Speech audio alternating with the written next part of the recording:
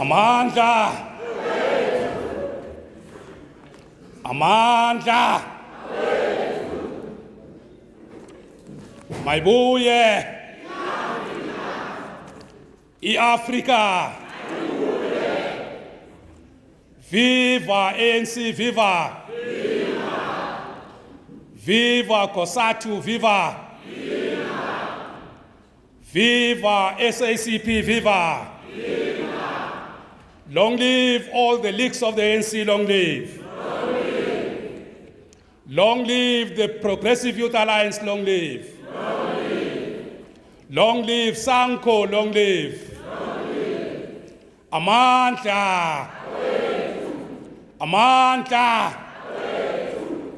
Forward to African unity, forward. Forward to African unity, forward. Amandla.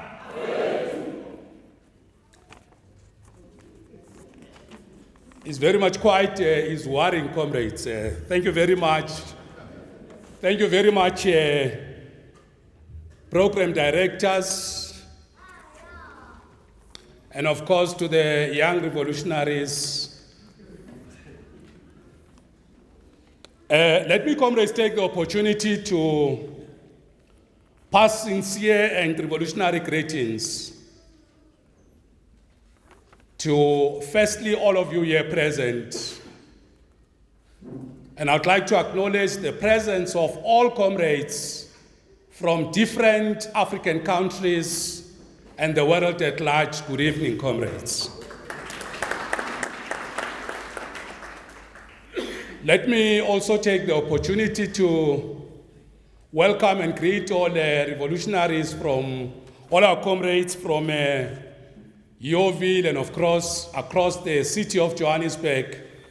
But most importantly, let me also acknowledge all the guests that are here. You'll agree, comrades, and appreciate that I was told when I was invited here, program director, that we should have finished by 4 o'clock. That was the targeted time of finishing, and therefore I want to appeal to all leaders that if I, for some reason, do not acknowledge your presence, I want to apologize in advance.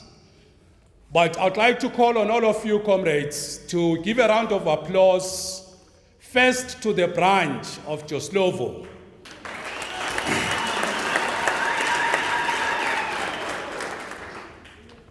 Comrade Mohamed Desai, I know that the chairperson of the branch of the ANC is not here, but in absentia, I would like to acknowledge and congratulate the deputy chairperson of the branch of the ANC, Comrade Refilwe, the structures of the leagues, all the leaders that are here, leaders of the SACP. But most importantly, comrades, I do have a Comrade Mandla, who's the Deputy Provincial Secretary of the SACP. I must acknowledge him, Comrade Macy, the Deputy Chairperson, Acting Chairperson of COSATU in the province of Gauteng, leaders of Sanko, leaders of the movement broadly. I would like to acknowledge you, councillors, the ward councillor of this ward, and all the ward councillors that are here, and all councillors. I would like to greet them. But I think, comrades, it is very much important that I extend a fraternal word of salute and bow down to acknowledge all the different faith-based organizations that have made it here today, and ask you, comrades, to give them a round of applause for a good prayer session that they have rendered. The chaplain of the mighty African National Congress, our movement, I would like to also acknowledge him. And of course, the leaders of the different international solidarity organizations, I would like to also acknowledge them. And of course, Comrade Maitome Tsuete, the Deputy Director General of the Department of Home Affairs, spokesperson of the department, I think it's important that we acknowledge his presence. South African Police Service led by Colonel Meyer, and of course I know Colonel Mtaung is here. Also with them, I'm very much happy, comrades, that we have SAPs with us here today. that shows that the democratic government of the ANC is the government of the people. And I'd like to welcome you, Mayor, for making it to this meeting. And thank you for the address that you gave us. I would not be in order if I don't acknowledge Comrade Big Boy Kekan as a member of parliament present here today.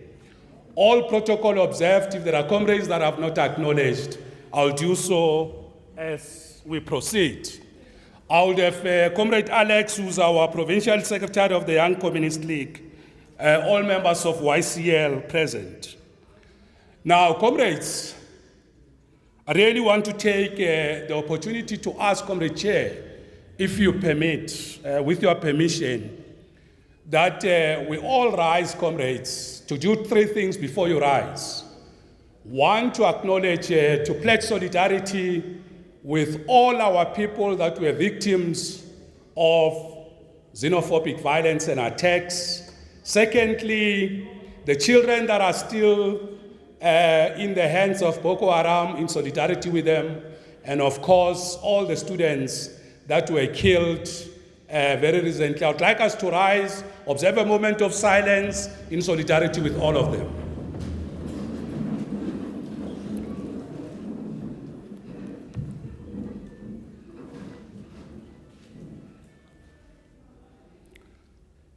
Thank you very much. Thank you very much, comrades.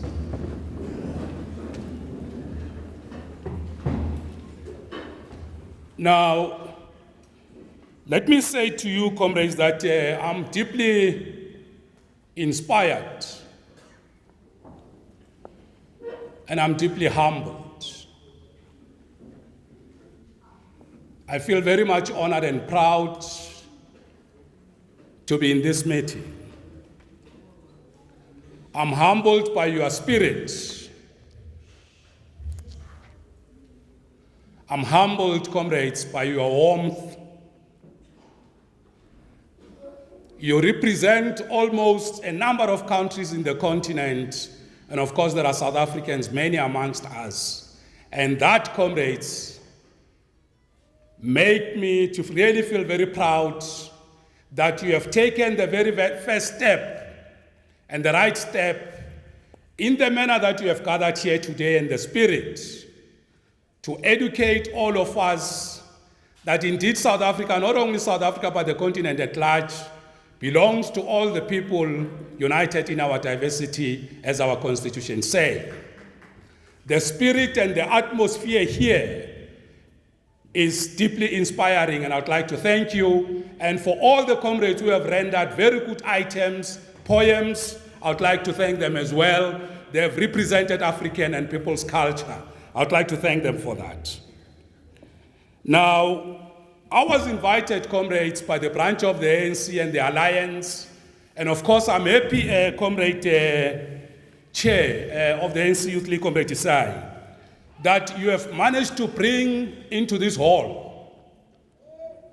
not only revolutionary organizations aligned to the ANC, but that you have succeeded to bring together all fraternal and revolutionary organizations representing the people of the continent. That, comrades, is a very important achievement. I would like to appreciate it. And well done, comrades. What you have achieved by mobilizing and bringing the different organizations, and within a short space of time, you have allowed all the organizations to give a message of support. You have allowed different religions to permeate and to give us their prayers. The question that I'd like to challenge you, comrades, as the branch of Joe Slovo, the former General Secretary of the party, leader of Umkhonto weSizwe, and of course a martyr of our revolution, is what happens from today. Because you have successfully brought all of us here. All the organizations are here. You have managed to communicate a message to the people of our country and the world about the fact that South Africa and Africa is part of the world and we remain united in our diversity, as the Constitution of South Africa says. But the critical question is, what happens beyond today? And that's the profound question. And I'd therefore like to say to the Joe Slovo branch that in the same way that you did, given the fact that this month, comrade, is the month when we are remembering one of the martyrs of our revolution, Comrade Krizani.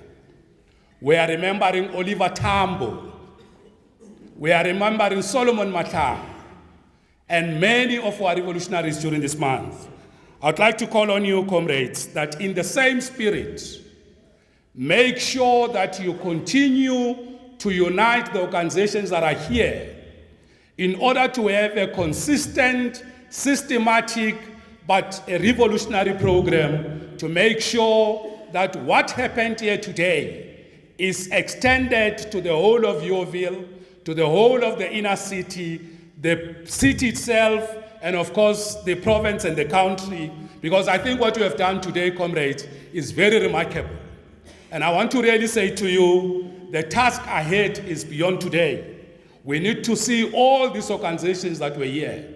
We need to see all the faith organizations going out on a program to make sure that we push back the frontiers of discrimination, of hatred, of stereotyping, of prejudice, and all forms of hatred in Yeoville, in the city of Johannesburg, the province, and the country. That, comrades, is the strategic task. And I want to call on all the fraternal organizations. I want to call on all organizations that are part of this movement today, that in line with how we do our things in the country and in the continent, please, comrades, moving out of here, make sure that you remain organized to help our country, to help its people and those of the continent and the world, to make sure that we maintain South Africa and Africa as a beacon of hope. And the best way to do that, Comrade Sai, is to make sure that beyond today, you, comrades, remain mobilized, remain organized, and you go out to have programs and activities to make sure that we don't just react, as the DGG was saying. We mustn't meet and react when there's a problem. But I want to say to you, comrades, out of here, make sure that you have got a concrete program of action, bringing together all these organizations. That is the only way forward that we have. The other point I'd like to say, comrades, is that I'm very much pleased, and I'd like comrades to congratulate President Jacob Zuma, our president, for having taken the lead to make sure that we decisively confront the tendency to isolate, to scapegoat, to hate our foreign brothers who are here in the country. I think President Jacob Zuma deserves, and the rest of government, law enforcement, civil society, the media, our people and all our African brothers, we stood on one thing firm. We all condemned xenophobia, and I would like to say to all organizations that were here that thank you for that message. As a country, South Africans, foreign nationals, we remain firmly united, and I think if we didn't do what we did, if President Zuma did not take a lead with government, if you, comrades, did not organize this event today, and I must also thank some sections of the media have done a good job as well. I want to say, if we didn't all united as a country, as a people, irrespective of country of origin, these problems that we are seeing of attacking foreign nationals could have escalated across the province. I want to say to you, comrades, with the good work that has been done by everybody, we have managed to contain what could have actually permeated or grown and affected many people in our province. So I'm standing here to congratulate government and everybody that we have managed and done a very good job. Xenophobia currently as we speak, and I checked with the Colonel. Currently as we speak, we're experiencing problems in few places in the province. And I think all of us, comrades, have done exceptionally well to make sure that the problem does not escalate. And I want to say to all of you, beyond here when you go out, faith-based organizations, everybody, let us go out and condemn xenophobia and make sure that we preach the message of peace and of unity in the province. I want to say, comrades, I'm pleased our country, led by President Jacob Zuma, remained firmly united, was very decisive in making sure that the problem does not spread and the problem does not grow. Now, having thanked everybody, comrades, I'd like to go to the second question. Having thanked everybody, I'd like to be a little bit polemical.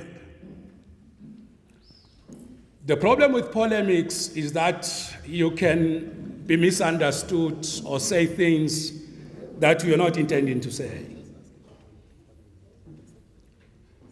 And I want to say to you, comrades, that whilst we are doing very well as a people and as a country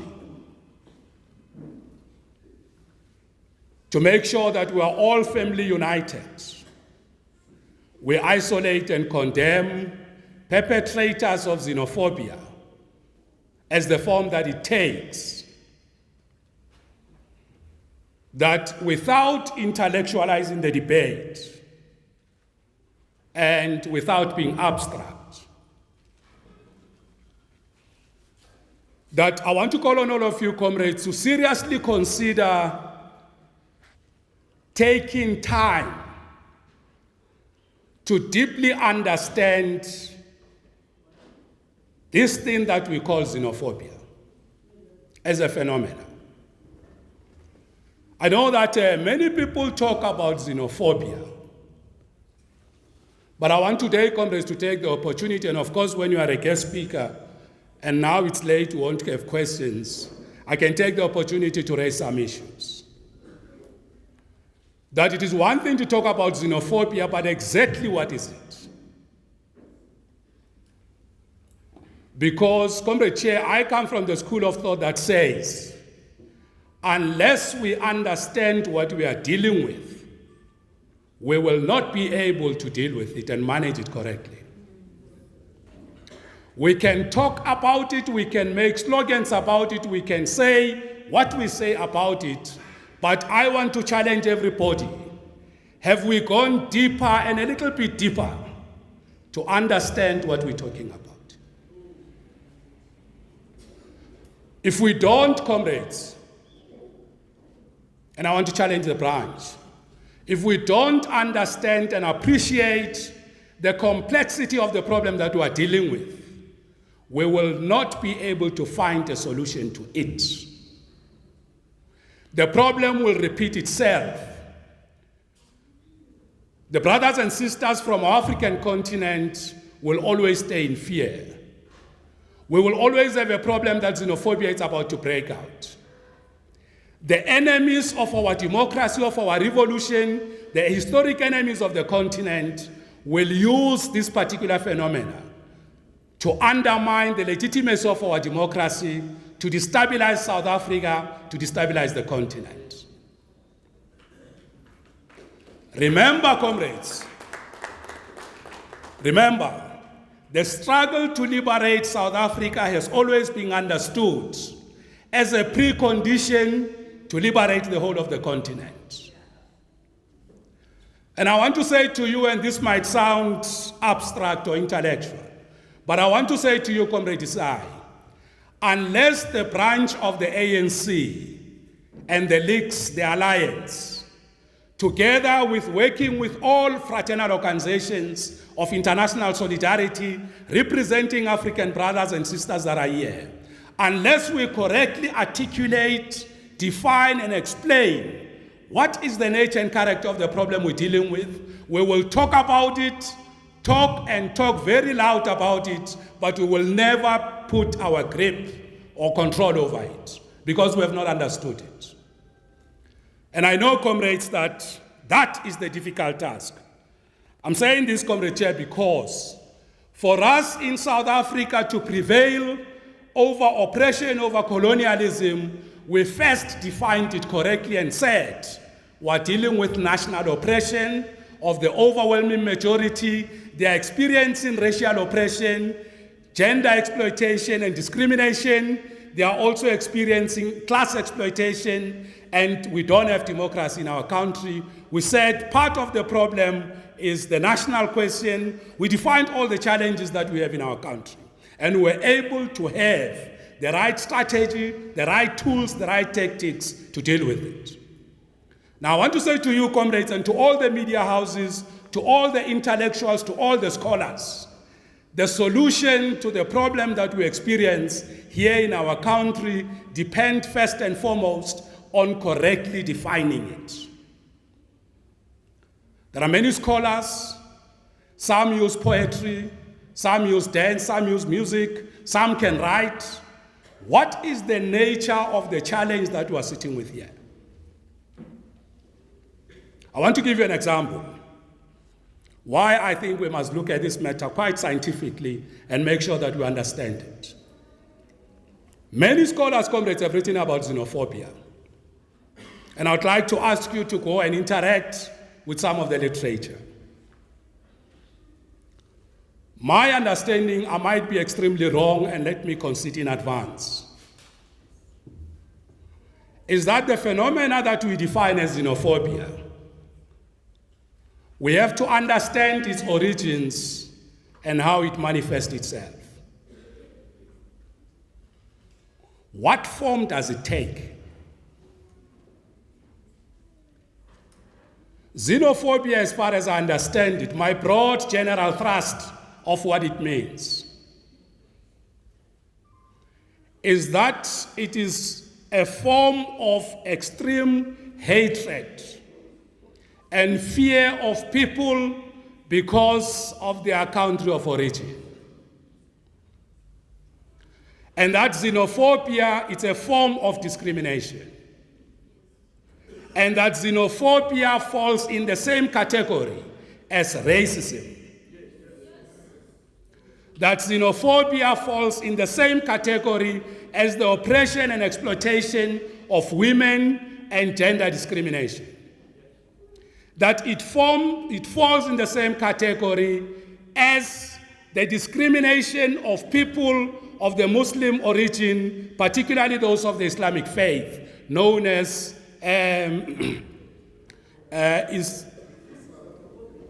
Islamophobia. Thank you very much. There are many scholars here. It is part and parcel of the hatred of people because of their sexual orientation, discriminating against gays and lesbians. It is a discrimination similar to tribal discrimination. Now, I want to say to you, comrades, that, and to comrades in South Africa, and to the African National Congress, African National Congress is not the South African National Congress, it's the African National Congress. It belongs to all Africans. I want to say to all of you, comrades, that in South Africa, as you know, we have had brutal, naked terror unleashed on our people by racial discrimination led by the apartheid state. And the people of the continent, together with us, we have defeated colonialism in South Africa and in many parts of the continent. Now, what we are seeing, comrades, and I'm saying, unless we correctly understand what we are dealing with, we will not be able to confront it. What we have seen in South Africa, and when you look at xenophobia, and I want to say to all of you, comrades, I come from a tradition that says, let us not deny that we do have people that harbor hatred and fear of foreign nationals. We do have them. In the same way that we do have racists, in the same way that we have patriots, in the same way that we have all forms of discrimination championed by certain people.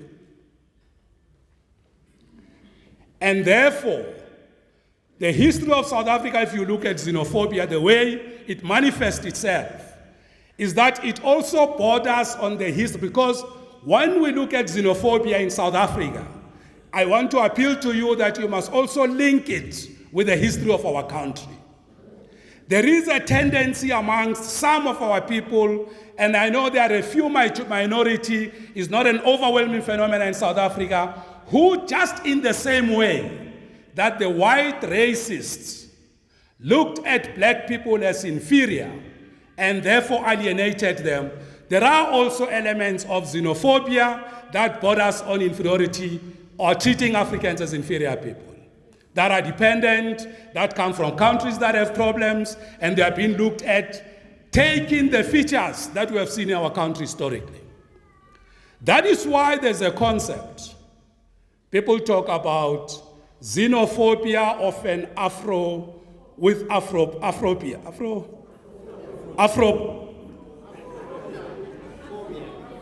Afrophobia, yes. Now, I want to say that the concept of Afrophobia seeks to distinguish, to take that part that isolate and target foreign nationals of an African descent, because it seeks to treat them as an inferior part of the international spectrum of humanity. We must look at that. I want to say to all of you, comrades, that we must strongly condemn the issue of singling out our African brothers and looking at them with an attitude of inferior people. That's how racism thrived in this country. And I want to call on everybody that we must condemn that part of xenophobia. The other part, and I'll try to raise all elements. Xenophobia, just like we have had a history of violence in South Africa. If you look at xenophobia, it takes the form of violence, because our country has had a history of violence. We have done so well in 20 years of democracy, but we have not yet uprooted the culture that was imposed on our people by the apartheid state of violence. We cannot solve the problem of attacks on foreign nationals unless we address holistically the culture we have inherited of violence in our country. So when we say the xenophobia we're experiencing in the country has a criminal element, we are talking to that part. But we can't, comrades, and I want to engage you, to go and think about it. We can't simply limit the form of violence and the criminal element in it and elevate it as the only problem, because we will not be able to have full control on the problem.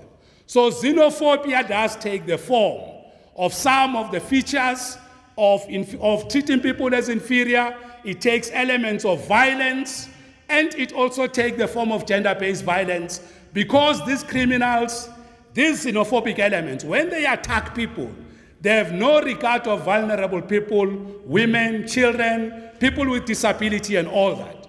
They don't look at that. And they don't consider the vulnerability of our people. They go on attacking everybody without regard. And most comrades, most of the people that are in the forefront of unleashing terror on our people also tend to have patriarchal tendencies. Because it's rare to see women carrying pangas and all that. It also takes another dimension of patriarchy. We have to look at that. The other thing, comrades, that's very important is sweeping generalizations. During apartheid, and of course some sections of the white population, a few of them, tend to generalize about black people. They don't have skills. They don't know what they are doing, and so on and so on. That question, comrades, we must look at it. We can't generalize. All Africans are criminals. All people from the African continent are involved in drugs. All people from the African continent are criminals. All African people from the continent are not paying tax.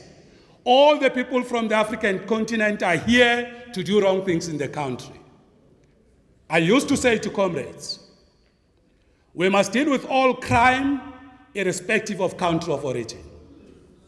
There's nothing like a gun by a Nigerian is more painful than a gun by South Africans. So we must also attend to generalizations. Comrades, when we deal with this issue, we must dismiss when people come with sweeping generalizations. I'd like to congratulate the comrades of the workers' movement. And I would like to acknowledge that message. The workers are leading us by example. Can we learn from the workers that if the workers can be able to hold one another, we have never had workers having bad tendencies against each other.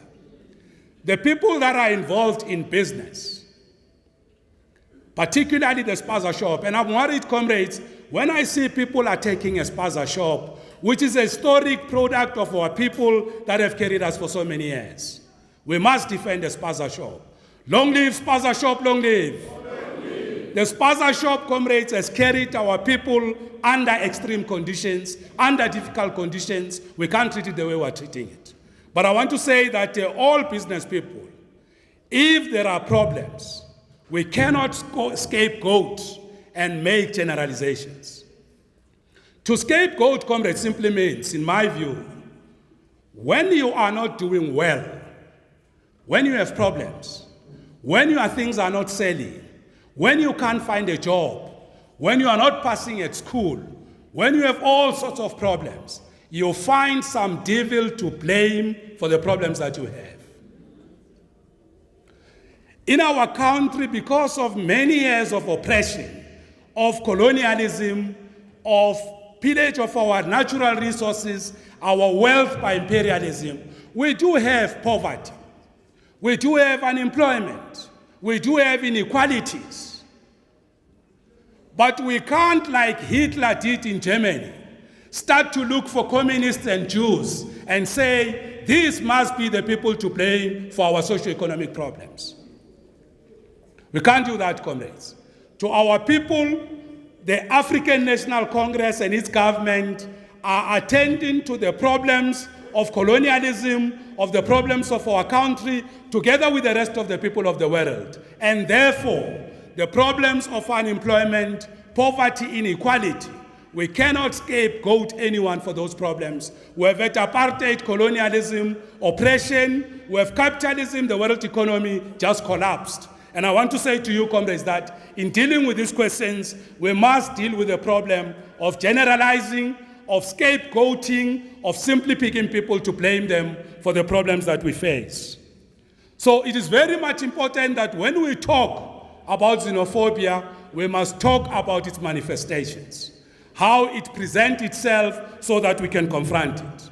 The other issue, comrades, that's very important is, in South Africa, we managed to educate our people against racial discrimination, against racial hatred. Remember, comrades, in this country, there were organizations that used to preach racial superiority, that used to say, all white people back to Europe, Africa for the Africans, the white person into the sea. We have, as the Alliance and all progressive organizations, educated South Africans that it is not correct to practice racial discrimination. We did it through education, talking to our people, engaging them. I want to say to you, comrades, the task that you face here is to go out, educate people about the dangers of any form of discrimination. Not only xenophobia, discrimination against all people is completely wrong, and I want to challenge all organizations. Go all out, educate our people that it is wrong to hate a person because of the agenda, of their race, of their country of origin, how they look, sometimes even how they walk. All those, comrades, are the things that we must go out and do. I want to say to you, comrades, it's good to come to the community hall here, but it's another thing what do we do thereafter. If you don't go out to educate people against on the dangers of discrimination in all its manifestations, there will be problems where we live. So the task, comrades, is from here today, let us go out and educate our people and talk to them and engage them so that we can overcome the problem we have. The other thing, comrades, is organization is very much important. It is important for foreign national organizations to engage with South Africans, to work with South Africans, to work on crime, work on drugs, work on people that are not registered, including South Africans that are not registered, to work on all the problems that we face, work together, exchange experiences, integrate. That is the only way to move forward.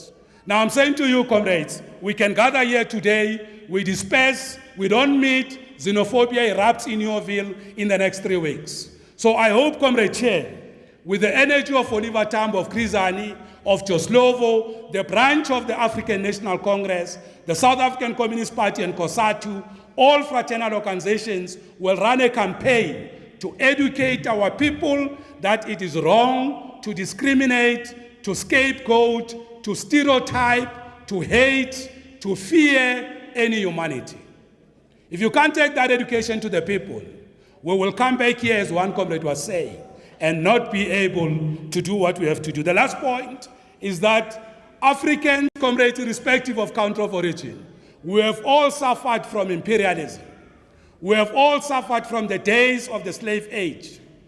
And therefore, that perspective, it is very much important that the history of our continent, the history of the ANC, the history of ZAPU, the history of all revolutionary movements is explained to our people and that they understand it. The way forward, comrades, is two things, is organization and education. The way forward is very basic. Remain organized and go out and educate our people. Our people have been denied education for many years by apartheid colonialism. Cuba, comrades, managed to defeat for a very long time to sustain itself against American imperialism. It managed to sustain itself right on the doorstep of the United States. It survived a blockade that started in the early 60s. How did the Cubans do that? They managed unity and organization and education. So I want to say to you, Comrade Chair, we can learn from Commander Fidel Castro, we can learn from the best. Unity, education, organization is the way forward. Amanda! Amanda! Thank you very much, comrades.